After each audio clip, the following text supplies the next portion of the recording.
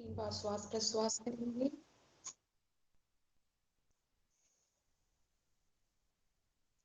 3 बार ओंकार मंत्र का उच्चारण।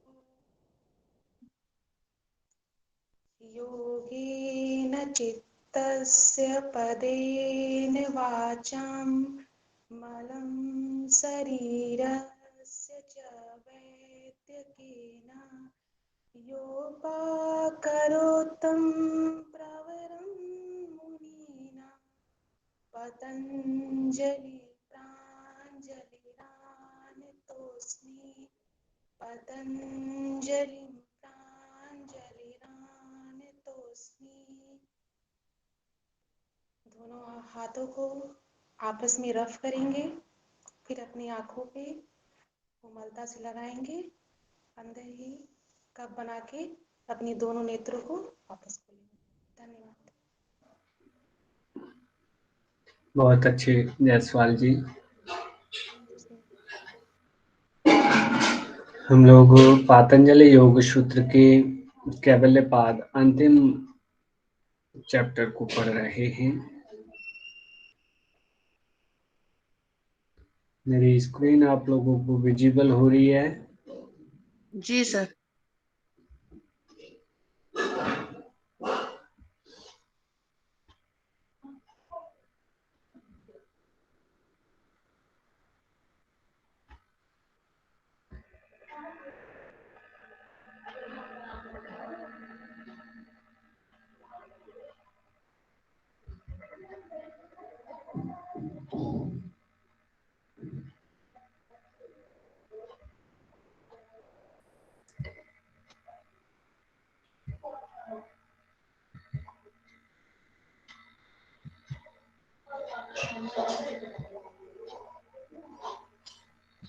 लास्ट कक्षा में हमने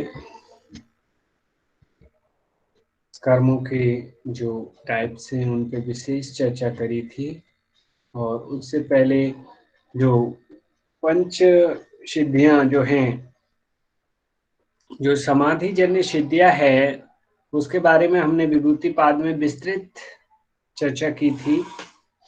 तो वह तो एक साधन है ही सिद्धियां प्राप्त करने का। उसके अतिरिक्त हमने अन्य 4 साधन, जन्म, औषधि, मंत्र, तप, इसको भी जाना कि इनसे भी सिद्धियां प्राप्त की जा सकती हैं, लेकिन इनमें श्रेष्ठता को इंकित करते हुए समाधि से उत्पन्न सिद्धि के बारे में बताया गया कि जो समाधि से जो सिद्धि उत्पन्न होती है, या ये कहें उनमें से जो ध्यान जनित चित्त जिसका होता, जिसके द्वारा होता है, वह कर्म संस्कारों से रहित होता है। कहीं ना कहीं हम ये कह सकते हैं कि जो समाधि से जब साधक को सिद्धि प्राप्त होती है तो कर्म संस्कारों की शून्यता होती चली जाती है। वो एक लंबा प्रोसेस है, एक सिस्टमेटिक प्रोसेस है, लेकिन बड़ा ही सुदृढ़ और अच्छा प्रोसेस है। बाकी जन्म से, मंत्र से, तप से, औषधि से आदि से संस्कार कहीं ना कहीं बने रहते हैं और संस्कारों की शून्यता नहीं हो पाती है। इस वजह से श्रेष्ठता यहाँ पे तत्र ध्यान जमनाशयम, जो ध्यान से जनित है वह कर्म संस्कारों का से रहित है।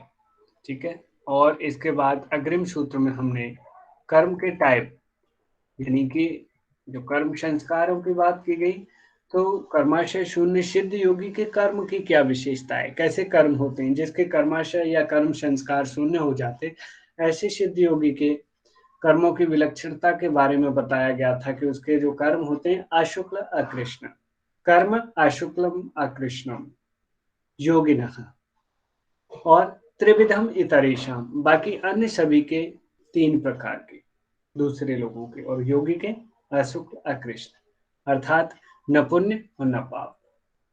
इस टाइप के कर्म। और अन्य साधारण मनुष्यों के जो कर्म के टाइप हमने देखे थे, वो देखे थे शुक्ल, कृष्ण और शुक्ल कृष्ण, यानी कि त्रिविध, यानी शुक्ल पुण्य कर्म, कृष्ण पाप कर्म, और शुक्ल कृष्ण पुण्य और पाप मिश्रित कर्म जिन्हें कहें, वो जो होते हैं वो साधारण मनुष्यों के होते हैं। ठीक है। इसके बाद हमने अग्रिम सूत्र में देखा था कि अब साधारण मनुष्य के जो 3 टाइप के कर्म होते हैं, उन कर्मों का भोग किस प्रकार होता है, कैसे भोगता है वो मनुष्य। तब कहते हैं कि ततस्तद्विपाकानुगुणा नामेव अभिव्यक्तिर्वासनानाम। होता क्या है कि उन 3 प्रकार के कर्म कौन कौन से, शुक्ल कृष्ण और शुक्ल कृष्ण, ठीक है, पाप पुण्य और पुण्य और पाप मिश्रित वाले, इनसे क्या होता है, उन 3 प्रकार के कर्मों से उनके फल भोगानुकूल, जिस कर्म का फल भोगने वाला है या आने वाला है उनके अनुकूल, उसके अनुसार वासनाओं की ही उत्पत्ति होती है। वैसी ही वासना उत्पन्न हो जाती है जैसा फल सामने आने वाला है, या जैसा फल हमारे कर्म देने वाले हैं, या जिस कर्म का फल सामने प्रेजेंट होने वाला है, उसी प्रकार की वासना साधक के सामने उत्पन्न हो जाएगी। ऐसा प्लेटफॉर्म, ऐसा सेटअप तैयार हो जाएगा, ऐसी बुद्धि, उसकी चित्त की स्थिति तैयार हो जाएगी। ठीक है। अब इसी के साथ अग्रिम बात आती है कि कर्म संस्कार तो अनेक जन्मों के अनंत होते हैं। यहाँ एक प्रश्न उठता है कि जो कर्म संस्कार हैं वो तो जन्म जन्मांतरों से इकट्ठे हो रहे होते हैं, उनमें देश का यानी स्थान का, काल अर्थात समय का, और जन्मांतरों का अंतर पड़ जाता है, बहुत बड़ा डिफरेंट हो जाता है, कितने कितने जन्मों पुराने जो है कर्म होते हैं। लेकिन इस स्थिति में वर्तमान जन्म के अनुरूप फल भोग की वासना कैसे उत्पन्न हो जाती है, यानी कर्म कितना पहले था लेकिन वासना अभी के वर्तमान जन्म के आधार पे उत्पन्न हो रही है, तो वो कैसे उत्पन्न होती है, उस पे कहते हैं कि जाति देश काल व्यवहिता नाम अपि अनंत आनंतर्यम स्मृति संस्कारयोर एक रूपत्वात्। अब स्मृति और संस्कारों का एक रूप, दोनों का एक ही स्वरूप होता है। एक्चुअली होता क्या है, जाति देश और काल इन तीनों का व्यवधान रहने पर भी, भाई व्यवधान तो है ही है, कोई कभी का था, कोई कर्म संस्कार किस जन्म का था, किस जाति का था, रहने पर भी क्या होता है, कर्म के संस्कारों में व्यवधान नहीं होता, उनमें व्यवधान नहीं पड़ता। जो जिस समय फल देने वाला है वो उस समय फल देने के लिए सामने प्रेजेंट हो जाता है, और वैसी ही वासना तैयार हो जाती है। ठीक है। तो क्यों होता है ऐसा, क्योंकि स्मृति और संस्कार दोनों का एक ही स्वरूप होता है। इनके अनुसार जो स्मृति है, जो मेमोरी है, और जो संस्कार है, जो कर्माज जो इकट्ठे हुए हैं, वो दोनों का जो स्वरूप है वो एक ही है। ठीक है। तो यहाँ पे और थोड़ा सा देखें तो कोई कर्म किसी जन्म में किया गया है और कोई कर्म किसी जन्म में, तो यह कर्मों की जन्म का व्यवधान इसी तरह भिन्न भिन्न कर्मों देश और काल की व्यवधान होता है। इस प्रकार जन्म देश और काल व्यवधान होते हुए भी जिस कर्म का फल प्राप्त होने वाला उसके अनुसार भोग वासना उत्पन्न होने में कोई अड़चन नहीं पड़ती, वो वैसी वासना उत्पन्न हो जाती है, क्योंकि स्मृति संस्कार ये दोनों एक ही हैं। जिस कर्म फल का उत्पादक निमित्त कारण आ जाता है वैसी ही वासना प्रकट हो जाती है। यदि किसी को उसके पूर्व जन्म के कर्म का फल भोगने के लिए, मानो सपोज दैट यदि किसी को पूर्व जन्म के कर्म भोगने हैं और वो उस समय पूर्व योनि में गाय की योनि में था, वो गाय था, तो उसने गौ की योनि जब कभी भी पाई है, पिछले जन्मों में जब कभी भी पाई होगी, उसी की वासना प्रकट हो जाएगी, वो उसी समय गाय की तरह उसकी वासना आ जाएगी। और यह भाव के चाहे उसे उस जन्म के बाद दूसरे कितने ही जन्म बीत चुके हो, चाहे कितना समय बीत चुका हो, और वह किसी भी देश में हुआ हो, कहीं पे भी, उसकी वासना स्फुरित हो जाती है, प्रेजेंट हो जाएगी। स्मृति और संस्कारों की एकता होने के कारण जो फल मिलता है उसके अनुकूल भोग वासना या स्मृति पैदा हो जाती है, वैसी मेमोरी उसकी तैयार हो जाती है। तो यहाँ हमें सिर्फ ये समझना है कि स्मृति और संस्कारों को एक जैसा कहा है, और कैसी भी स्थिति हो, कितनी भी पुराने कर्म संस्कार हों, जब उनका फल भोगना है या भोगने वाला है, वो आने वाला है, तो उसी के जैसा सेटअप तैयार हो जाता है, वैसी वासना उत्पन्न हो जाती है उसके अंदर। ठीक है। अब अग्रिम सूत्र में बात आती है कि यहाँ तक तो शंका होती है कि जब वासनाओं के अनुसार ही जन्म होता है और कर्मों के फिर अनुसार वासना वासनाओं होती से, गुरुजी माफी, वासना से यहाँ पे मीन्स ये बिहेवियर या फिर हैबिट?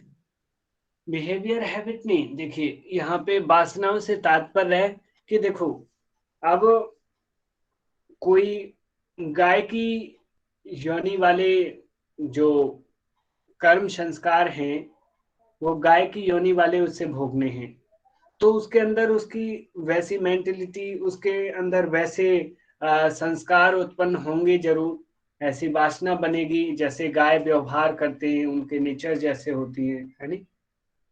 तो वही उस बिहेवियर कह सकते हैं ना फिर? हाँ, कह सकते हो कि कुल मिलाकर के ऐसी मेंटेलिटी हो जाना कि वो उसी जीव की तरफ, जैसे होता है ना कि मरता भी है जीव, जो एक्चुअली जब वो अगली योनि में जाता है, तो हमारे शास्त्रों में और हमारे हिंदू धर्म में सुनने में आता है कि अंत समय पे जो जिस चीज का चिंतन या मनन कर रहा होता है, उसे वो अग्रिम जन्म में योनि मिल जाती है। तो कहीं ना कहीं हम ये समझ सकते हैं कि अब अग्रिम जन्म में उसे कौन से कर्म संस्कार अपना भोग देने के लिए प्रेजेंट हो रहे हैं, उसकी वैसी वासना तैयार हो रही है कि उसको उस मरते समय उसी चीज में दिमाग जाएगा, उसको बार बार वही चीज आएगी याद। जैसे सपोज दैट किसी ने कोई डॉगी पाल रखा है और वो मर रहा है, और उसके कुछ कर्म संस्कार ऐसे पड़े हैं कि वो उसकी डॉगी की जाति जब होगी, जब वो डॉगी की योनि में जन्म लेगा, तब उसे भोगना होंगे। तो वो मरते समय क्या है कि लगातार उस डॉगी को याद कर रहा होगा। तो अग्रिम जन्म जैसे ही होगा तो उसका भी डॉगी का जन्म हो जाएगा, क्योंकि उसके कुछ कर्म संस्कार थे जो डॉगी के जन्म में उसे भोगने थे। अब उन्हें वो भोगेगा उस जन्म में कुत्ते के रूप में, और फिर मर जाएगा। फिर अग्रिम जन्म में इसी तरीके से ये सिस्टम एक के बाद एक चलता रहता है। अभी क्लियर हुआ है आपको? सर फिर ये कर्मों का संचय भी बोलेंगे ना इसको, कर्म संस्कार मतलब जो इकट्ठा हो रहे हैं? तो कर्म संस्कार वही होते हैं जो इकट्ठे होते हैं, कर्म ही होते हैं एक प्रकार के, कर्म के पुण्य और पाप कर्म इकट्ठे होकर हो जाते हैं, उन्हें कर्म संस्कार ही कहते हैं कि वो एकत्र अवस्था में हमारी मेमोरी में स्टोर होते रहते हैं। ठीक है। सर एक बात पूछूं कि जैसे आपने गाय का एग्जांपल दिया था, तो अगले जन्म में अगर गाय का जोनी था, इस जन्म में मनुष्य जो जोनी में जन्म लिया है, तो फिर उसके जो कर्म संस्कार होंगे वो गाय के जैसा होगा कि इस जन्म में जो वासना होगी वो गाय के जैसा होगा? ये मुझे समझ नहीं आया। एक्चुअली उसे कर्म संस्कार, वो जो है ना, उस गाय की योनि वाले कुछ कर्म ऐसे आ रहे हैं कि उसे उस गाय की योनि में उन्हें भोगना है। ठीक है, यानी गाय बन के भोगना होगा, आप ये सोचिए। तो गाय बन के वही तो भोग सकता है जैसी उसकी वासना गाय की तरह होगी, उसको गाय बनना पड़ेगा ना। मतलब अगेन जन्म लेना पड़ेगा गाय का? जैसे बिल्कुल, इंसान का जन्म लिया तो गाय का भोगने के लिए गाय का जन्म लेना बिल्कुल पड़ेगा। उसका जन्म लेना होगा, नहीं तो उसके अनुकूल उसका प्रतिपक्षी क्या है, मतलब फल, उसके कर्म संस्कार का फल कैसे मिलेगा, वो विधि, वो सेटअप कैसे तैयार हो, वो सेटअप जो बनता है उसे भोग वासना बोल देते हैं। क्या उसकी भोग या वासना। सर हम ऐसा बोल सकते हैं क्या, जाति बदल गई, देश बदल गया, काल बदल गया, फिर भी जो अपने कर्म हमको भोगने वो भोगने ही पड़ेंगे, कोई भी जन्म में वो हमको भोगने ही पड़ेंगे, भले बदलाव आ बिल्कुल जाए बिल्कुल जाति में। देश में, काल में। कुछ भी हो जाए, लेकिन वो कर्म संस्कार जन्म जन्मांतरों से इकट्ठे हो रहे होते हैं, और वो एक के बाद एक कभी कोई सा भी प्रेजेंट हो सकता है कि अब इसका फल सामने आएगा, अब इसका फल सामने आएगा। तो उस तरीके से उसी हिसाब से उसकी वासना भी होगी। ठीक है, देखिए ज्यादा मत उलझिए, क्योंकि एक्चुअली इस चीज को वैसे समझ पाना बहुत बड़ा वैसा है सिस्टम है। तो कुल मिलाकर के हमें तो परीक्षा की दृष्टि से ज्यादा फोकस करना है, कैसे क्या क्या होता है, क्योंकि बहुत गहराई का विषय है नहीं। तो हमें ये देखना है कि हमें एग्जाम की दृष्टि से कहाँ कहाँ से क्वेश्चन पुट हो सकते हैं, इसमें कैसे बनेंगे, क्या होगा, वो उस पे ज्यादा फोकस करिए। तो अब बात उठती है कि यहाँ तक तो शंका होती है कि जब वासनाओं के अनुसार ही जन्म होता है, क्योंकि जैसी वासना उत्पन्न होगी उसके अनुसार जन्म होगा, तो कर्मों के अनुसार वासना होती है, वासना के अनुसार जन्म, जन्म के और कर्मों के अनुसार वासना। तब सबसे पहले जन्म देने वाली वासना कहाँ से आई, कहाँ से सबसे पहली वासना कहाँ से उत्पन्न हुई, तब उसके बारे में कहते हैं कि तासाम तासाम अनादित्वम चाशिशो नित्यत्वात्। तब कहते हैं कि उन वासनाओं की अनादिता है, वो जो वासनाएं हैं वो अनादित हैं, अर्थात अनादित जो लंबे समय से, आदि ना हो जिनका, वो कब से चली आ रही हैं, इतने लंबे समय से चली आ रही हैं। क्योंकि नित्यत्वात्, क्योंकि प्राणी में बने रहने की इच्छा नित्य अर्थात अनादिकाल से ही है। हर जीव, हम सभी देखते हैं अपने डेली लाइफ में, अपने परिवेश में, और इवन हम खुद सब, हर कोई देखता है, हमें बने रहने की, हमें जीवित रहने की इच्छा हर जीव को बनी रहती है, नित्य रहती है, हर जीव में होगी कि मैं जीवित रहूं, मैं जीवित रहूं। होता है नहीं होता? No sir. जी गुरुजी। नो वाले तो सुसाइड करने वाले कुछ होते हैं ना। तो वैसे ज्यादातर जीवों को, किसने नो बोला?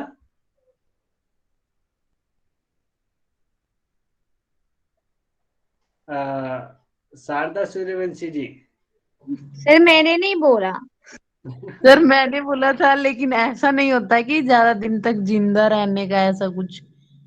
ज्यादा दिन तक की बात नहीं, रियल देखा जाए ना तो व्यक्ति जी मरना ही जी। नहीं चाहता, कोई भी जीव मरना नहीं चाहता, चाहे वो किसी भी योनि में हो, कितना भी कष्ट कष्ट पा रहा हो, फिर भी अपनी इच्छा के अनुसार कोई भी जीव ये नहीं चाहता कि मैं अब जीवित ना रहूं। नहीं मतलब सर, रियलिटी तो यही होता है ना कि हर इंसान मिट्टी में मिलता है, इसलिए इस बेस पे मैंने बोला। ये तो बिल्कुल शाश्वत सत्य है, इस चीज जी, को एक्सेप्ट इस लोग बेस पे करते मैंने हैं, बोला लेकिन था यही कि हर चीजें। जो तो जीवित होता है उसे। यहाँ पे वासना कैसी बताई गई है? अनादि। यानी कि वासना इसलिए अनादि है क्योंकि हर जीव सदैव यही इच्छा करता है कि मैं जीवित रहूं, मैं बना रहूं, क्योंकि उसकी यह इच्छा जो है नित्य है, नित्य यानी अनादि है। ये इच्छा सदैव लंबे समय से हर जीव की चली आ रही है।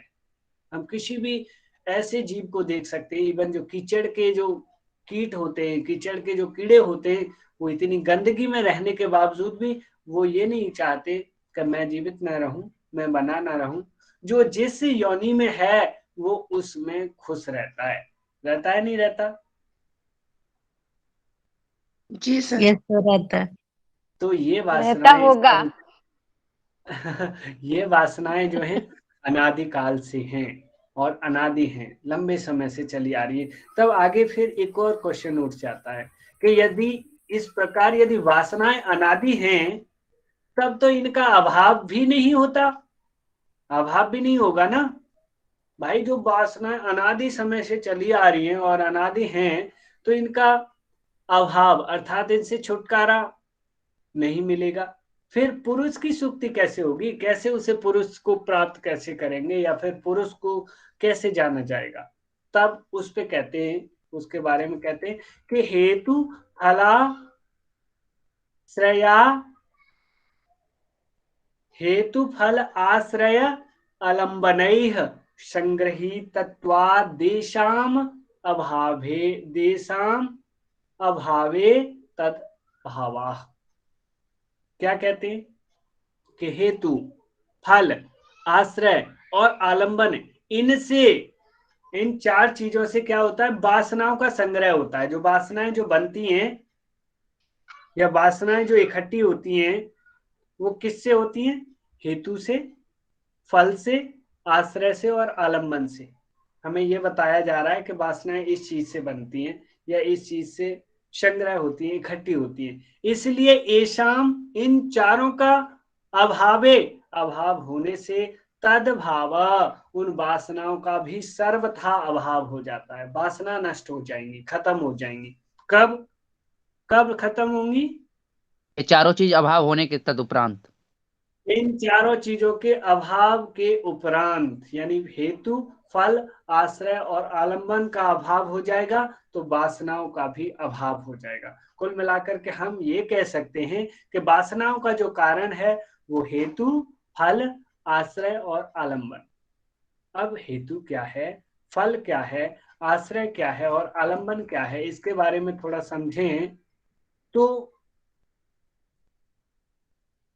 जो हेतु है, तो वासनाओं का जो हेतु है वो अविद्यादि क्लेश, जो पंच क्लेश हैं या अविद्या है, वो हेतु है, कारण है वासनाओं का। तो अविद्या खत्म हो जाएगी तो वासना खत्म हो जाएगी, है नी।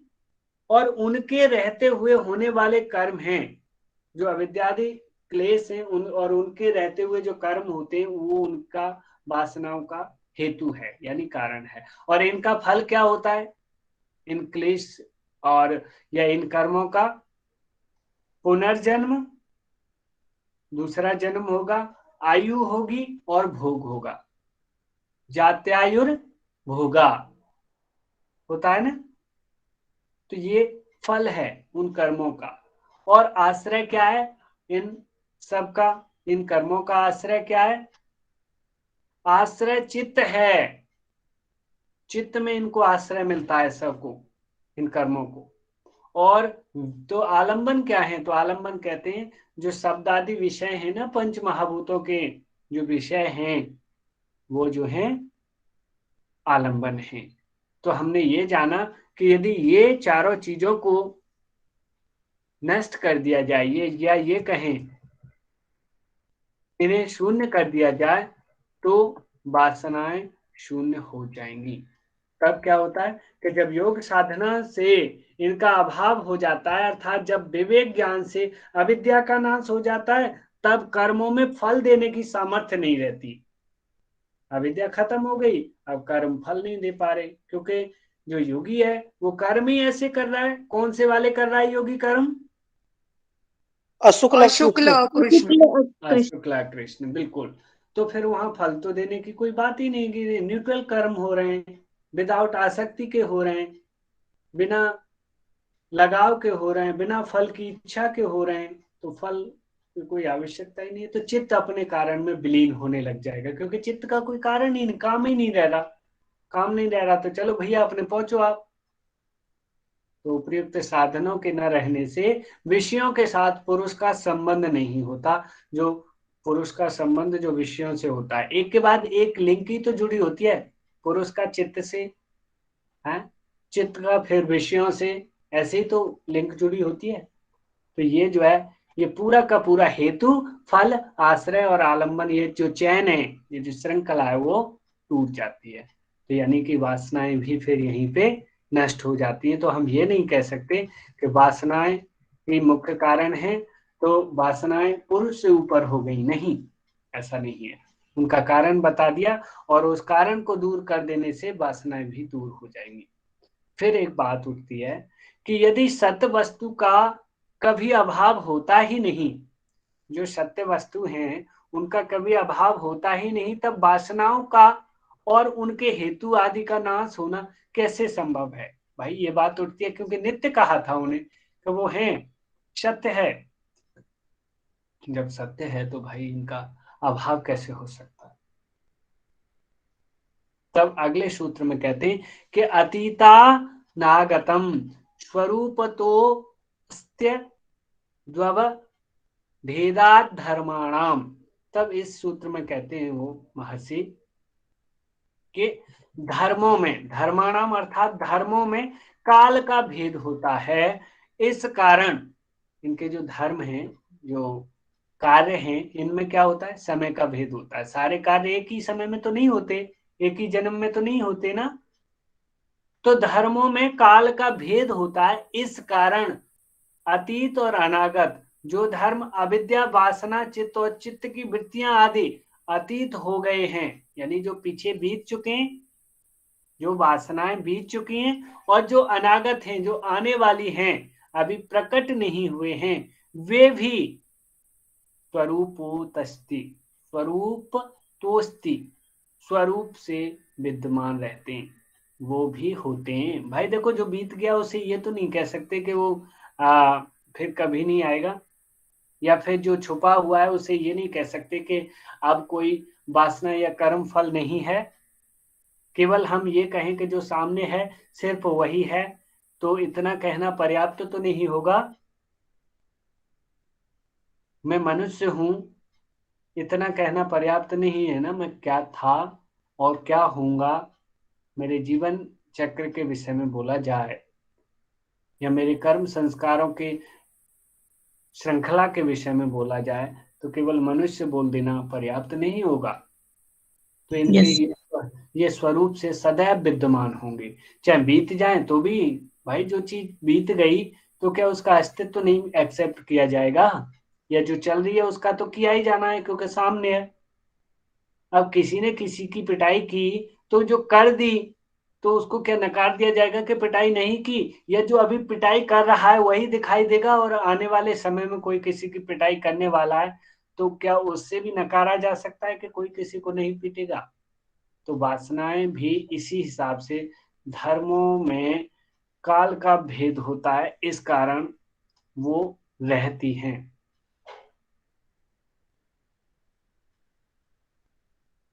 ठीक है, अब बात आती है, देखो यहाँ पे थोड़ी और विस्तृत पढ़ लें, थोड़ी व्याख्या। तो वस्तु का वास्तव में अभाव कभी नहीं होता, जो वस्तुएं वो कभी नष्ट नहीं होती। इनके अनुसार वस्तु के धर्म चित्त और वासना आदि कुछ अनागत स्थिति में रहते हैं, यानी आने वाली स्थिति में, कुछ वर्तमान स्थिति में होते हैं जो अभी चल रही है, और कुछ अतीत अर्थात जो बीत चुकी उस स्थिति में। इससे यह नहीं समझना चाहिए कि जो वर्तमान है उन्हीं की सत्ता है, दूसरों की नहीं, केवल जो सामने है वही है, ऐसा नहीं समझना चाहिए। भाई जो छुपा हुआ है या जो बीत चुका, क्या उसकी सत्ता नहीं थी क्या, या जो आने वाला है वो नहीं, उसकी सत्ता नहीं होगी, क्योंकि उनका स्वरूप से अभाव नहीं होता, उनका स्वरूप से अभाव नहीं होता। अतीत और अनागत अवस्थाओं में वे अपने कारणों में रहते हैं, वो अपने कारणों में विद्यमान रहते हैं, व्यक्त नहीं रहते, सामने प्रेजेंट नहीं होते। यह अपने कारणों में विलीन हो जाना ही उनका नाश या अभाव है। जब ये अपने कारण में ये जो विलीन हो जाते हैं या छुप जाते हैं, उसी को इनका नाश या अभाव कहा जाता है, इसको कर्म संस्कारों को और वासनाओं को। ठीक है, योगी का उन वासनादि के साथ संबंध विच्छेद हो जाता है, उनका संबंध नहीं रहता, वो रिलेशन नहीं रहता, क्योंकि वो कर्म ही उस टाइप के करता है। अतः वे योगी के पुनर्जन्म में हेतु नहीं बन सकते, वो योगी के जन्म में हेतु नहीं बनेंगे, उसका कारण नहीं बनेंगे। ठीक है, अब अग्रिम बात आती है कि धर्मों का असली स्वरूप क्या है। जो धर्म है, जो कार्य हैं, अर्थात उनका असली स्वरूप क्या है, उसके लिए बतलाते हैं कि ते व्यक्त सूक्ष्म गुणात्मान, अर्थात वे यानी समस्त धर्म या जो कार्य हैं वे व्यक्त सूक्ष्म, व्यक्त स्थिति में यानी जो प्रेजेंट की अवस्था में क्या होते हैं, प्रेजेंट की अवस्था में और सूक्ष्म स्थिति में, दोनों में ही छुपी हुई अवस्था में सदैव कैसे होते हैं, गुण स्वरूप ही होते हैं। गुण स्वरूप अर्थात उनमें गुण विद्यमान सदैव होगा, और गुण कौन से, सत्व रज तम। ये जो गुण हैं, या तो जो सामने हैं फिर भी उनमें वो गुण होंगे, और जो छुपे हुए हैं वहां भी गुण होंगे। क्या इन तीनों गुणों से या इन तीनों गुणों को उन धर्मों से अलग किया जा सकता है? नहीं, क्योंकि ये मूल कारण हैं, चाहे वो छुपे हुए हैं, चाहे वो सामने हैं या आने वाले हैं, जैसे भी हैं, उनके जो मूल कारण हैं या उनका जो धर्मों का जो असली स्वरूप है वो गुणात्माना गुण स्वरूप है, अर्थात गुण है। ठीक है, उनका असली स्वरूप क्या है? गुण, या ये कहें हम गुण ही विभिन्न विभिन्न रूपों में सामने प्रेजेंट होते रहते हैं, तो कोई गलत नहीं होगा। समझ में आ पा रहा है? इसका मतलब ये सत्व रज तमो को ज्यादा इम्पोर्टेंस दिया गया है। इम्पोर्टेंस वाली बात नहीं है। मैंने आपको वो चार्ट पिछली कक्षा यदि ज्वाइन करी हो गुरुजी, तो प्रकृति के जितने भी वस्तुएं सब में गुणात्मका है, क्योंकि मूल जो प्रकृति है वो त्रिगुणात्मिका है। तो उससे जो भी तत्व उत्पन्न हुए हैं, जो भी कार्य, जो भी व्यापार बाजार, जो सिस्टम चित्त का चल रहा है, वो सब में त्रिगुण विद्यमान है। सभी में सत्व रज तम हर में है। ठीक है, तो आपने यहाँ कुल मिलाकर के हम ये कह सकते हैं कि मूल कारण गुण है, और गुण अपने कारण में विलीन हो जाएंगे तो सब कुछ सही हो जाएगा। अग्रिम बात उठती है कि यदि गुणों का कार्य होने से वास्तव में सब कुछ गुण स्वरूप ही है, गुणों के जो कार्य हैं वो वास्तव में सब गुण के ही रूप में हैं, तो फिर भिन्न भिन्न स्वभाव वाले तीनों गुणों से एक एक वस्तु की उत्पत्ति कैसे हो जाती है? अलग अलग स्वभाव वाली होती हैं, उनके स्वभाव अलग अलग होते हैं, लेकिन तीनों गुणों से अलग अलग वस्तुएं कैसे बन जाती हैं? हर एक से अलग अलग वस्तुएं होनी चाहिए थी, यानी एक कुल मिलाकर के एक सी वस्तुएं कैसे हो जाती हैं? दोबारा देखें तो ये कहना चाहते हैं यदि गुणों का कार्य होने से वास्तव में सब कुछ गुण स्वरूप ही है, क्योंकि ये गुणों का कार्य है, इसलिए ये इनके इसके मूल में गुण जरूर होंगे, तो गुण स्वरूप ही है। तो फिर भिन्न भिन्न स्वभाव वाले, अलग अलग नेचर वाले तीनों गुणों से, क्योंकि तीनों के नेचर अलग है, सत्व का प्रकाश है, ज्ञानमय है, रज का क्रिया है, गतिशील है, तम का स्थिति है, अंधकारमय है, तीनों गुणों से एक एक वस्तु की उत्पत्ति कैसे हो जाती है? तीनों से अलग अलग एक एक वस्तु की, हर एक से अलग अलग वस्तुएं होनी चाहिए थी। इस पर कहते हैं कि परिणाम मयिकत्वाद वस्तु तत्वम, यानी कि परिणाम की एकता से वस्तु का वैसा होना संभव है।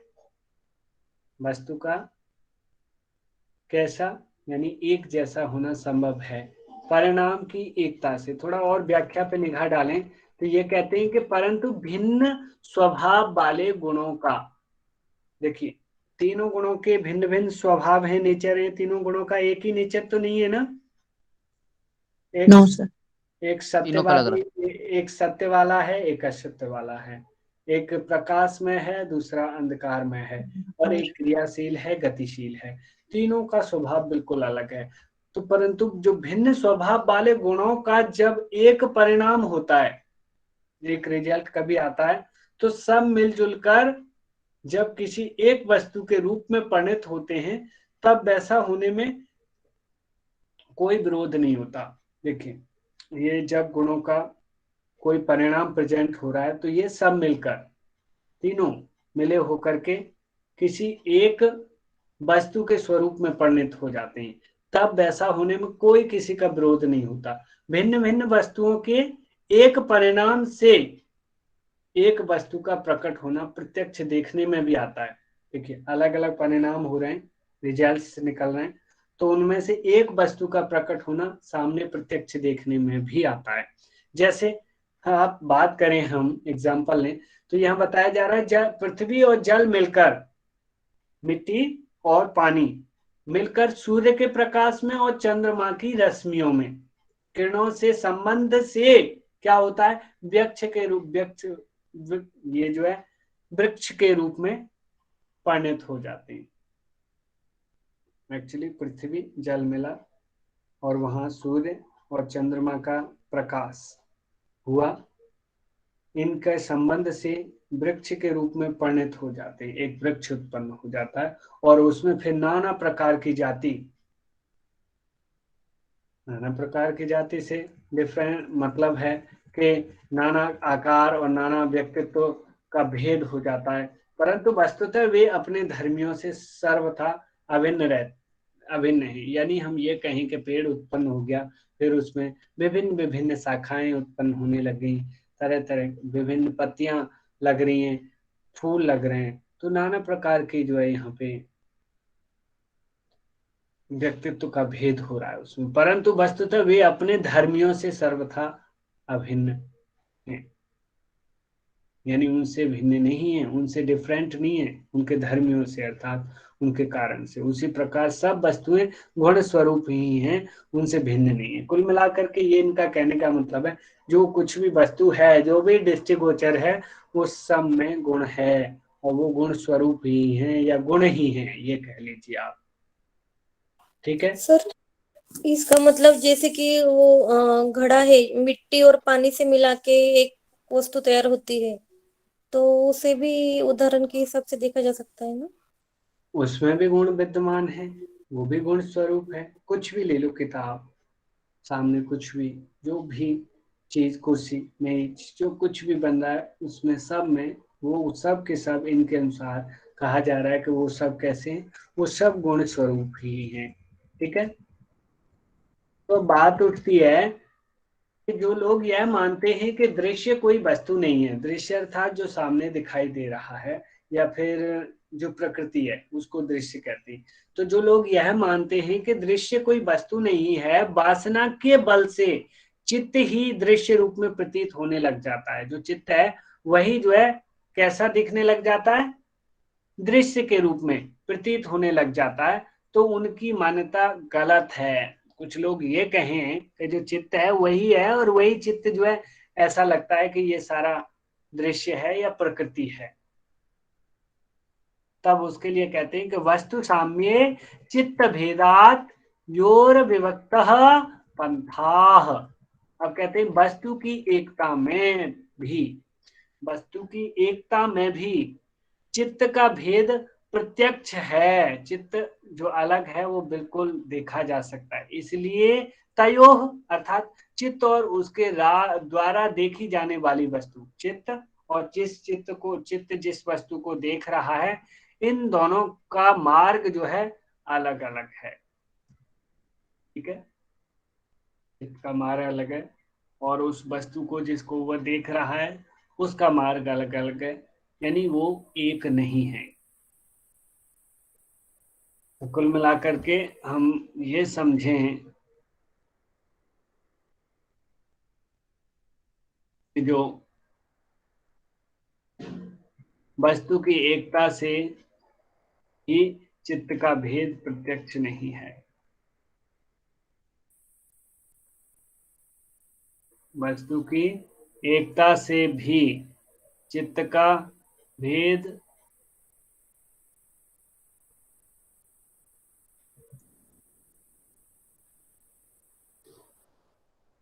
प्रत्यक्ष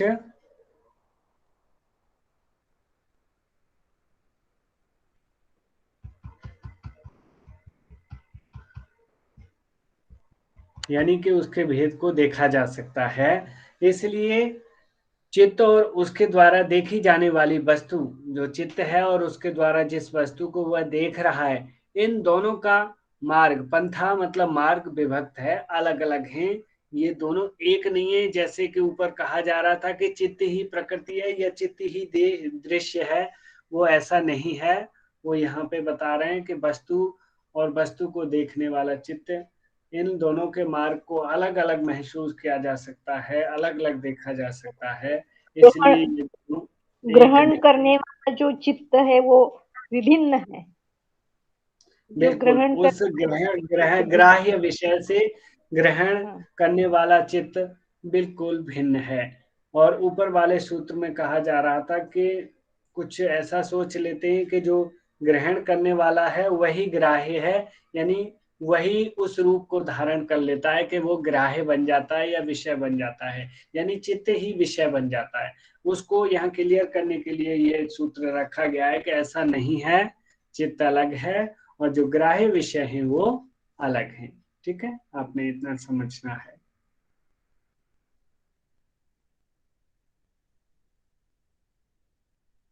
अब आगे बात आती है कि पुनः पूर्व पक्ष का, ऊपर वाले पक्ष का फिर खंडन करने के लिए दूसरा सूत्र फिर पुनः प्रस्तुत कर रहे हैं ऊपर वाली बात के लिए। तो कह रहे हैं कि नचैक चित्त तंत्रम वस्तु तद प्रमाणकम तदा किम स्यात्। कहते हैं कि इसके सिवाय दृश्य जो है अर्थात दृश्य वस्तु, वस्तु अर्थात दृश्य वस्तु जिसे देखा जा सके, एक चित्त तंत्रम किसी एक चित्त के अधीन नहीं है। भाई कोई वस्तु है सामने, वो किसी एक चित्त यानी मेरे चित्त के ही अधीन तो नहीं है ना, क्योंकि जब वह चित्त का विषय नहीं रहेगी उस समय वस्तु का क्या होगा। देखिए अभी मैं जब विषय बनाऊंगा, मेरा चित्त सामने मेरे लैपटॉप से जुड़ा है, तब तो वह वस्तु मेरे चित्त के अधीन होगी या मेरे चित्त से कनेक्ट होगी, मतलब वो किसी एक से अधीन नहीं है। यानी कि जो जो अपने चित्त को एकाग्र करेंगे उनके सबके चित्त से वो वस्तु ग्रहण की जाएगी। समझ पा रहे हैं आप? इसके सिवाय क्या है कि दृश्य वस्तु जो भी हैं वो किसी एक चित्त के अधीन नहीं है। क्यों? क्योंकि जब वह चित्त का विषय नहीं रहेगी, जो वस्तु है वो चित्त का जब विषय नहीं रहेगी उस समय वस्तु का क्या होगा। तब ये बात फिर आगे आती है कि उस समय वस्तु का क्या होगा। तो यहाँ पे देखिए थोड़ी सी व्याख्या और सुन लीजिए क्लियर करने के लिए। इसके सिवा विद्यमान दृश्य, जो विद्यमान जो स्थित है दृश्य जो वस्तु किसी एक चित्त के अधीन नहीं है, इसलिए भी कल्पना मात्र नहीं है, उसकी कल्पना नहीं की जा सकती। क्योंकि यदि कल्पना मात्र मानी जाए तो जब वह चित्त उसको विषय करना यानी देखना छोड़ दे, जैसे मेरा चित्त है मेरा इसे देखना छोड़ दे, तो उस समय वह नहीं रहनी चाहिए। भाई यदि उसका विषय है, जब चित्त किसी का उसे नहीं देख रहा तो वह वस्तु भी खत्म हो जानी चाहिए, परंतु ऐसा नहीं होता। वस्तु वैसी की वैसी ही विद्यमान रहती है। इससे यह सिद्ध होता है कि दिखने वाली वस्तु किसी एक चित्त के अधीन नहीं है। क्योंकि मैं कहूं कि ये मेरे ही चित्त के अधीन है तो ये मुझे ही दिखनी चाहिए, किसी दूसरे को नहीं दिखनी चाहिए। जबकि ऐसा तो नहीं होता। आपका अपना मोबाइल फोन है तो उसे आप ही देख सकते हो, ऐसा तो नहीं है। आपके परिवार भी देख सकता है, मैं भी देख सकता हूँ, कोई और भी देख सकता है। तो यानी जो वस्तु एक चित्त के अधीन नहीं होती, यहाँ ये बताया गया है। सर इसको ये सूत्र लागू होगा क्या? कृतार्थम प्रतिनष्टम अप्यनष्टम तदन्य साधारणत्वात्, यानी जिसका भोग और अपवर्ग पूरा हो गया उसके लिए प्रकृति नाश हो गई, पर बाकी सबके लिए तो वो है, यानी वो बिल्कुल, नाश नहीं यानी होगी। कि वो कोई भी यदि, लेकिन यहाँ पे जो है ना वो अपने चित्त को अलग कर लेता है, इसलिए उसे सोचता है कि वो वस्तु नष्ट हो गई, जबकि वो वस्तु नष्ट नहीं होती, वो चित्त को अलग कर लेता है। लेकिन वहां पे जो कृतार्थम वाले में वो बात भी रिलेट की जा सकती है। उसमें क्या है कि वो योगी उनसे छुटकारा पा लेता है और उन्हें अपने कारण में विलीन कर देता है। तो वो सोचे कि अब ये चीजें ही नष्ट हो गई, पूरा संसार चक्र जो सृष्टि चल रही है वो खत्म होगी, ऐसा नहीं होता। वो फिर दूसरे के लिए वो सृष्टि बनी रहती है। तो यहाँ पे भी यही कहना चाहते हैं कि कोई यदि ये समझे, मैं ये समझूं या कोई योगी ये समझे कि मतलब कोई वस्तु उसी के चित्त के अधीन है, वो उसका चित्त उससे जुड़ा नहीं होगा तो वो वस्तु नष्ट हो जाएगी, ऐसा नहीं होता। यहाँ ये कहना चाहते हैं। ठीक है।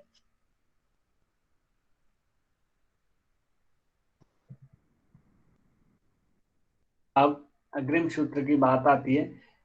यदि बाहर की दृश्य वस्तुएं जितनी भी अपनी स्वतंत्र सत्ता रखती हैं, भाई देखो ऊपर वाली बात से क्लियर हुआ था ना कि हर वस्तु है, चित्त अलग है और वस्तु अलग है। ये नहीं है कि चित्त उससे जुड़ा हुआ नहीं है तो वो वस्तु नष्ट हो जाए, फिर भी वह वस्तु होती है। तो यहाँ कहा जा रहा है कि बाहर की जो दृश्य वस्तु, जो दिखने वाली वस्तुएं हैं, वो अपनी स्वतंत्र सत्ता रखती हैं, तो वह कभी दिखती हैं और कभी नहीं दिखती। इसमें क्या कारण है? कभी कभी ऐसा हो जाता है कि कुछ वस्तु नहीं दिखती, तो फिर क्या होता है? तो उसके लिए कहते हैं कि तद उपराग अपेक्षित्वात् चित्तस्य वस्तु ज्ञात अज्ञातम। उस समय क्या होता है, चित्त जो है वस्तु के उपराग अर्थात अपने में उसका प्रतिबिंब पड़ने की अपेक्षा वाला है। एक्चुअली वस्तु है, इधर चित्त है, इस वस्तु का प्रतिबिंब उस चित्त पे पड़ेगा तो उस समय वह अपेक्षा वाला है। इस कारण उसके द्वारा वस्तु कभी ज्ञात और कभी अज्ञात होती है। यह सर्वथा उचित नहीं है। यानी जब उसका प्रतिबिंब पड़ रहा है तो वस्तु ज्ञात है, और प्रतिबिंब नहीं पड़ रहा वस्तु का उसके चित्त पे, तो फिर क्या वो वही चीज क्या हो जाएगी? अज्ञात। अज्ञात हो जाएगी। गुड। कुल मिलाकर के ये है कि जो भी चल रहा है बार बार चित्त और उसमें कैसे काम कर रहा है, कैसे विषय ग्रहण कर रहा है, उसी की सबकी ये चर्चा यहाँ पे चल रही है। तो यहाँ हमने सिर्फ ये समझा कि जो चित्त है वो वस्तु के उपराग तदुपराग अच्छा अर्थात अपने में उसका प्रतिबिंब पड़ने की अपेक्षा वाला है। यानी उसमें प्रतिबिंब पड़ेगा तो उस चित्त को वो लगेगी कि वो चीज ज्ञात है, और यदि प्रतिबिंब नहीं पड़ेगा तो वही चीज क्या लगेगी कि वो कभी अज्ञात सी महसूस होगी। ठीक है, यहाँ ये कहना चाहते हैं।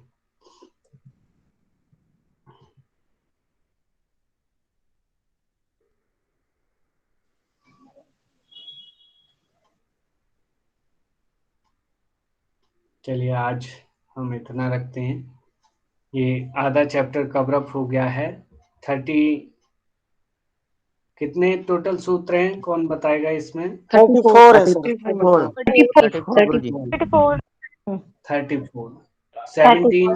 34 17 पूरे हो गए हैं, कर लिए हमने कवर अप। कितने बचे? 17। 17 और गुरुजी आधा पूरा हो गया, 50-50। आधा चैप्टर पूरा हो गया, आधा रह गया है। सर सबसे हार्ड है ये कैवल्य पाठ। गुरुजी हाँ, आज वही जो तो बताए ना गुरुजी, तो मतलब बहुत कम समझ में आया, इसे बार बार सुनना पड़ेगा। बिल्कुल बिल्कुल आपको खुद पढ़ना पड़ेगा। एक्चुअली ये जो है ना यानी बार बार मंथन का विषय है, और बार बार इसे रिवाइज किया जाए, बार बार सुना जाए, बार बार चर्चा की जाए इस पे, तब जाके इसके कंसेप्ट क्लियर होंगे। इतना सरल नहीं है, मैं भी समझ सकता हूँ क्योंकि मुझे खुद कठिन लगता है क्योंकि सर अभी का जो सूत्र हमने पढ़ा लास्ट वाला, उसका एक सिंपल एग्जांपल ऐसा हो सकता है क्या कि सामने कोई वस्तु रखी है, मैं किसी को बोल रही हूँ वो दे, पर उसको दिख ही नहीं रही है, पर मुझे दिख रही है क्योंकि उसका चित्त नहीं है। मीन्स कभी कभी बच्चा टीवी देखता है, माँ बुलाती है, उसको सुनाई नहीं देता क्योंकि उसका यहाँ चित्त उसमें नहीं है, पर वो वस्तु तो है वहां। ऐसा हो बिल्कुल सकता है। ऐसी ऐसी सिचुएशन के लिए पूनम मैम हम एग्जांपल ले सकते हैं कि आप दो व्यक्ति हैं, एक व्यक्ति बैठा है कि वो सामने की हर वस्तु को देख रहा है और वो अपनी अवेयर अवस्था में है, चेतन अवस्था में आप ये कहें, और दूसरा व्यक्ति है कि वो किसी दूसरे ख्यालात में खोया हुआ है। तो उसके सामने से इतनी बड़ी वस्तु गुजर जाती है पर वो उस वस्तु का प्रतिबिंब उसके चित्त पे नहीं पड़ता, तो वो कहता है कि वो चीज थी ही नहीं या वो चीज नहीं है। जबकि दूसरा व्यक्ति जो कि एक चेतन अवस्था में वहां बैठा हुआ है, उसका चित्त अवेयर है, उसके चित्त पे उसका प्रतिबिंब पड़ रहा है, जबकि दोनों आमने सामने हैं, इंद्रियां खुली हुई हैं, आंखें खोल के बैठा है, फिर भी एक के पे ज्ञात हो रहा है, दूसरे के पे ज्ञात नहीं हो रहा। तो ये उसकी चित्त की अवस्था का कारण है, लेकिन वस्तु तो है ना, ये तो नहीं कहा जा सकता कि वस्तु नहीं थी। जी सर, और ये जी हमारे वस्तु तो सबके रहेगा साथ गुरुजी। होता है ऐसा कभी ना कभी। अवश्य होता है, ये नेचुरल है, क्योंकि जब भी हम अपनी किसी भी अचेतन अवस्था में होते हैं, अवचेतन अवस्था में होते हैं, जब जिस वक्त हमारा मन दो जगह चल रहा होता है, इधर भी कुछ लोग होते हैं ऐसे, पता है क्या है, म्यूजिक गुरुजी सुनते हैं खाना खाते हैं तो भी उस समय खाना खाना खाते खा हैं, रहे हैं, टीवी देखते हैं टीवी आज। देख रहे हैं, ये जो ये सिचुएशन है, ये ऐसी सिचुएशन है। तो कभी कभी ऐसी सिचुएशन में ऐसा हो जाता है कि जिस वक्त व्यक्ति का खाने पे ज्यादा चित्त कंसंट्रेट हो गया तो टीवी का कोई सीन सामने आया फिर भी उसे पता नहीं होगा कि कुछ हुआ था। या फिर और कभी, गुरुजी, हाँ गुरुजी ऐसे होता है कि टीवी देख रहे हैं और क्या क्या खाना है खा लिए, पूरा ये पता नहीं है मैं क्या क्या खा लिया हूँ, ये भी पता होता बिल्कुल बिल्कुल। तो ये जो है ना अवचेतन मन और अचेतन मन उपचे और इसमें ये ऐसा भी हो सकता है कि सन्यासी योगी जो है तो ब्रह्म सत्यम जगत मिथ्या कहता है, उन्हें ऐसा साक्षात्कार होता है, परंतु सर्वत्र ब्रह्म ही उन्हें भासमान होता है, परंतु योग्यापुरता संसार मिथ्या ठहर जाता है। तो संसार का अस्तित्व तो कायम रहता ही है, सिर्फ हाँ ब्रह्म ही दिखता है उन्हें। उसके हाँ, उसके लिए वो है संसार मिथ्या हो जाता है, लेकिन संसार कायम होता है क्योंकि वो पूनम मैम ने वो सूत्र कृतार्थम प्रतिनष्टम अप्यनष्टम वाला बताया था ना कि मतलब उसके लिए वो नष्ट हो गया, लेकिन दूसरे और जो साधक हैं और जो पुरुष हैं और जो आत्माएं हैं उनका भी तो भोग अपवर्ग होना है ना। या गृहस्थाश्रमी जो है उनको संसार तो है ही, जो गृहस्थाश्रम में है उनको तो संसार करना ही पड़ता है। बिल्कुल बिल्कुल। तो कुल मिलाकर के हम बहुत सारे एग्जाम्पल से डेली लाइफ से उसे रिलेट करके समझ सकते हैं कि जो भी ये चित्त का जितना भी प्रोसेस समझाया जा रहा है कि इसे कैसे समझा जाए, कैसे ये विषयों से जुड़ता है, क्या विषय शून्य हो जाते हैं कि वस्तु रहती है कि नहीं रहती, किसके लिए शून्य हो जाती है, ये सारी बहुत सारी बातें हम इस चैप्टर में यही चीजें समझी जा रही हैं। ठीक है, तो आप बार बार पढ़ें इसे और स्वयं भी समझने की कोशिश करें, तब इसके कंसेप्ट क्लियर हो पाएंगे। नहीं तो नो डाउट के चैप्टर तो टफ है ही, क्योंकि चित्त की प्रक्रिया को समझना है इसमें कि कैसे काम करता है चित्त। ठीक है, चलिए आज का मुझे लगता है कि सभी को जैसा भी जो रहा चारों पाद में यही ज्यादा डिफिकल्ट है ना। एक्चुअली होता क्या है कि वैसे तो नियम ये कहता है कि जो चीज हमें नहीं आती वो डिफिकल्टी होती है, और जो चीज आ जाती है हमें समझ में या जिस पे हम कमांड हासिल कर लेते हैं या जिसके बारे में जान जाते हैं वो सरल हो जाती है, कितनी भी वही, टफ। क्योंकि केवल ही है। आसानी यत्नो से नहीं अभ्यासः मिलता तो केवल पाद कैसे आसान हो सकता है। यानी कि जिस चीज को प्राप्त करने के लिए जन्म जन्मांतर लगते हैं तो उसे उसके बारे में समझने के लिए भैया थोड़ा बहुत तो समय लगेगा ही। है नहीं? यस सर, या तो ये प्रैक्टिकल भी है थोड़ा और इसीलिए समझना थोड़ा मुश्किल है। बिल्कुल बिल्कुल। कुल मिलाकर के आपने कंफ्यूज नहीं होना, आपने इसमें परंतु उलझना बहुत नहीं। सीधी भाषा में आपने बताया है, बहुत आसानी से बताया है, तो इसमें अच्छा हमें है। उलझना नहीं है, हमें सिर्फ ये समझना है कि क्वेश्चन कहाँ से बन सकते हैं, क्योंकि हम में से कोई ऐसा नहीं है कि जिसे कैवल्य प्राप्त होने वाला हो। बेशक हम इच्छा चाहे कितनी भी करें, लेकिन जब तक कर्म नहीं करेंगे और जब तक जो सिस्टमेटिक तरीका जो अष्टांग योग आदि जो बताया गया है उसको फॉलो नहीं किया जाएगा, किसी को भी कैवल्य नहीं मिलेगा। सर एक बार आज जो हुआ वो शॉर्ट में बता देंगे क्या जरा, तो थोड़ा रिवाइज हो जाएगा। एक्चुअली शॉर्ट में बताने के लिए ना वो लिंक नहीं था, वो एक दूसरे से लिंक नहीं है। उसमें हर वक्त चित्त की बात की गई है कि चित्त और विषयों से कैसे कनेक्ट है, वासनाएं कैसे उत्पन्न होती हैं और वासनाओं का मूल कारण क्या है, कि वासनाएं यदि अनादि काल से हैं, नित्य हैं, तो वो खत्म कैसे होंगी। तो उसके लिए हेतु फल आश्रय और आलंबन को नष्ट करना होगा, उसको कारण में विलीन करना होगा। ये सब हमने समझा। और उसके बाद थोड़ा सा और ओवरव्यू ले लीजिए आप, जब आपने बात रखी है तो। क्वेश्चन में हो जाएगा रिवीजन। हाँ वैसे उसमें हो जाएगा, जब मैं क्विज करूंगा ना आपसे, चलो थोड़ा सा क्विजिंग करते हैं, तभी आप सुनना और समझना, उसमें पता लग जाएगा जैसे मैं क्वेश्चन आपसे। चलिए तो शुरू करते हैं, क्वेश्चनिंग के लिए आप लोग तैयार हैं तो मैसेज करिए।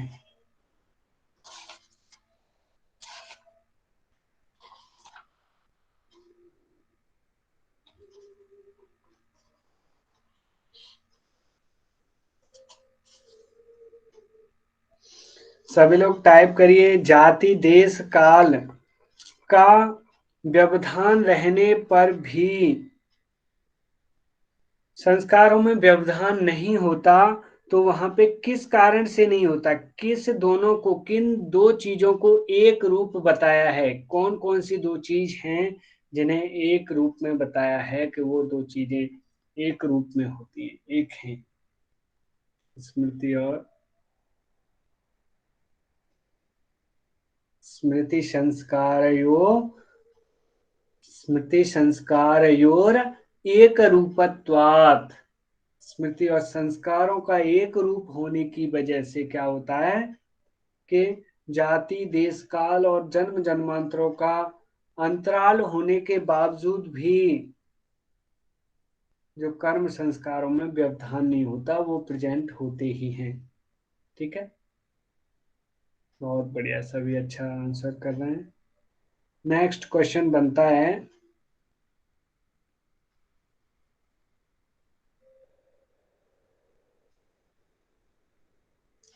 जो वासनाओं की अनादिता है वह क्यों है? क्यों है वासनाएं अनादित क्यों मानी जाती हैं, जबकि वो अनादित नहीं है, पर लेकिन अनादित मनुष्य या जीव क्यों मानता है? क्यों?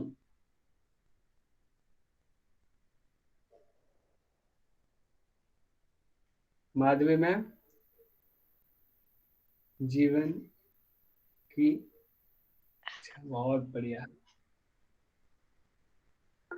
जीवेशना नित्य है, इसके बजाय ये होता है।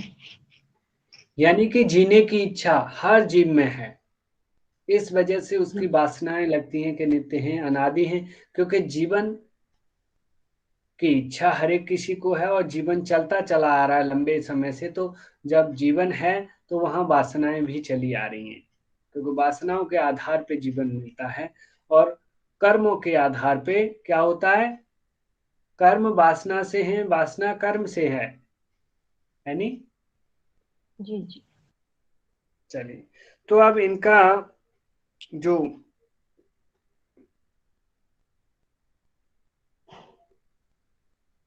किस चीज का, किसका अभाव कर देने पर वासनाओं का अभाव हो जाता है या हो जाएगा?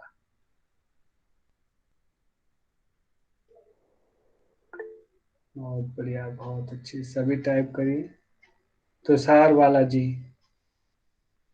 त्रिपाठी। हेतु फल आश्रय और आलंबन के अभाव से बहुत अच्छे, ये होता है। जानना चाहूंगा, सभी टाइप करिए, हेतु क्या है? हेतु किसे कहते हैं? हेतु क्या है?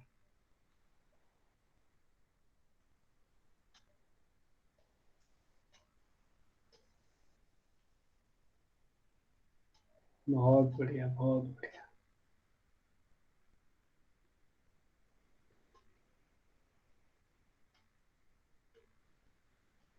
पवन विद्यार्थी जी, बताइए हेतु क्या है? अविद्या आदि क्लेश है गुरुजी। अविद्या आदि क्लेश और कर्म, ठीक है, ये जी। हेतु हैं। मैं जानना चाहूंगा, टाइप करिए सभी लोग, आलंबन क्या है? आलंबन किसे कहते हैं? आलंबन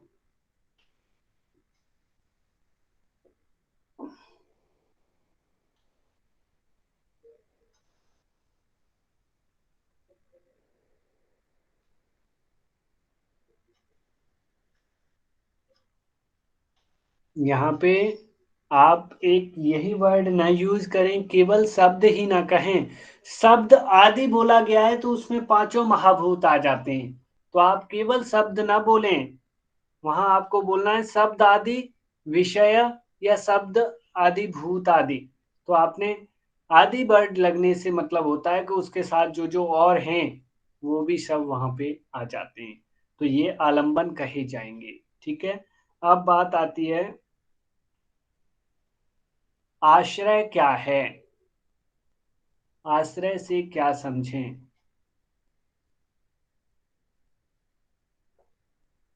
बहुत अच्छे, शलाका गर्ग जी, शलाका जी,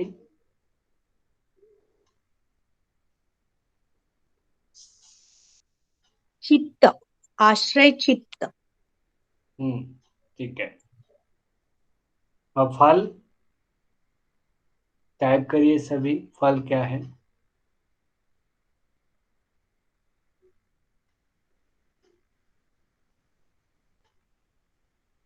बहुत बढ़िया। और अभी डॉली राज सिंह बताएंगे कि फल क्या है।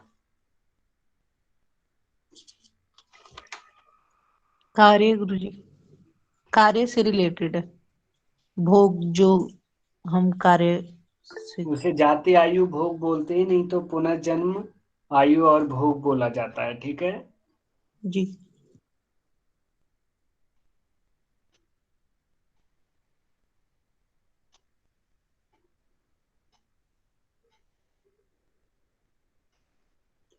जो वासनाएं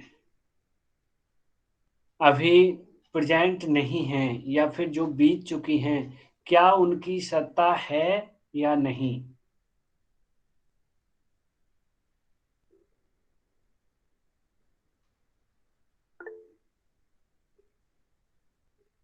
बहुत अच्छे।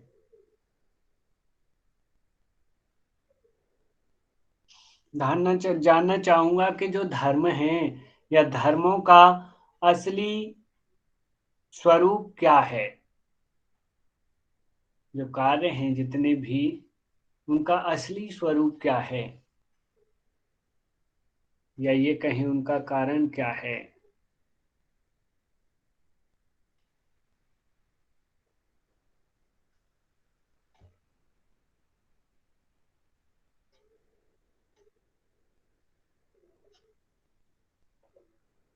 बहुत बढ़िया, बहुत अच्छी। कमल बाबरा मैम बताइए। त्रिगुण है सर, रज तम और सतगुण। बहुत बढ़िया।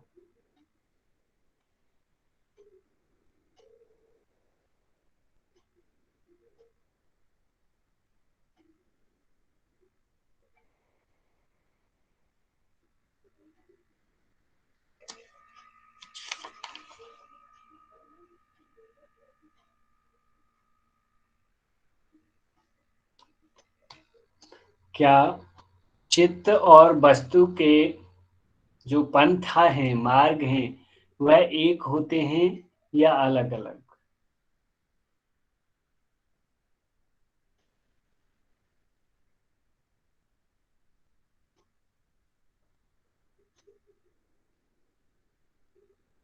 बहुत अच्छी, सभी अच्छा टाइप कर रहे हैं। माधुरी जी, योग की फिटनेस, विजय लक्ष्मी, चिताला दास, शारदा सूर्यवंशी, हर प्रिया मिश्रा जी बताएंगी एक होते हैं या अलग अलग?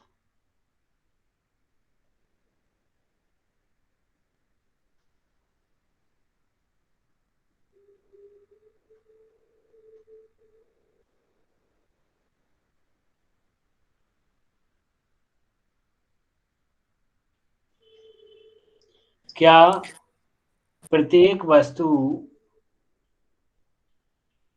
एक चित्त के अधीन होती है?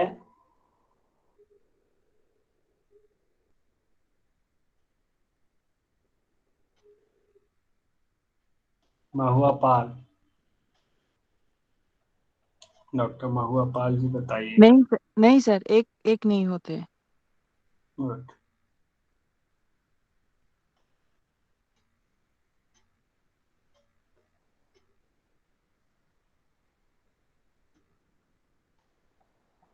जो वस्तु कभी ज्ञात और कभी अज्ञात लगती है, वो किस कारण से लगती है?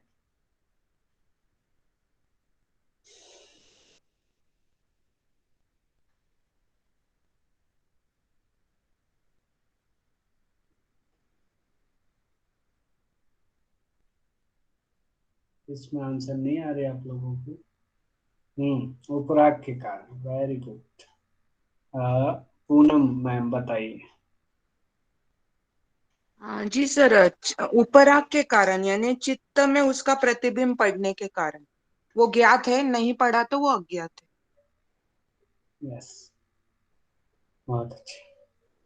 तो आज हमने इतना अभ्यास किया, इतना पढ़ा। चलिए सभी का धन्यवाद। उससे पहले हाँ जी, मैं थोड़ा शांति पाठ के लिए बुलाना चाहूंगा हरप्रिया मिश्रा जी। आप आइए और शांति पाठ कराइए हरप्रिया जी।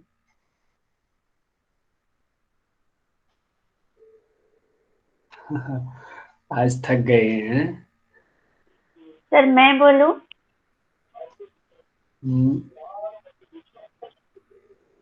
बोलो बोलो। हाँ से सिताला दास जी बोलो, आप बोलो। बोलिए। Sit erect. Your spine, neck, head should be one line. Sit in any comfortable meditative posture. Gently adopt a Namaskara Mudra. Inhale deeply and exhale completely. Om Sarve Bhavantu Sukhinah. सर्वे सन्तु निरामयाः। सर्वे भद्राणि पश्यन्तु मा कश्चित् दुःखभाग् भवेत्। ॐ शान्ति शान्ति शान्तिः। Gently bring your hands back. Hold your right wrist with the left hand. As you inhale, gently lean towards back. As you exhale, gently bend forward. Salute the Almighty. Inhale, come to center. Bring your hands front. Gently rub your palms.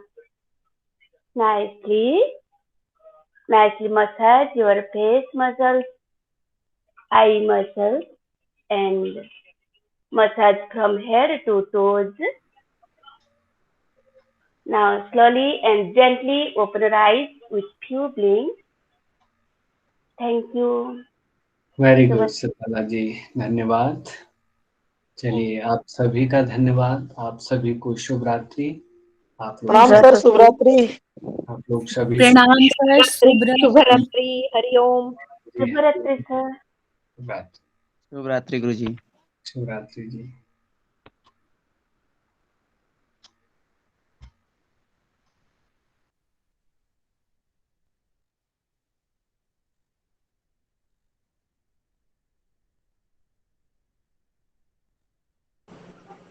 Poonam ji, Poonam ji, hello Poonam ji, Dolly ji.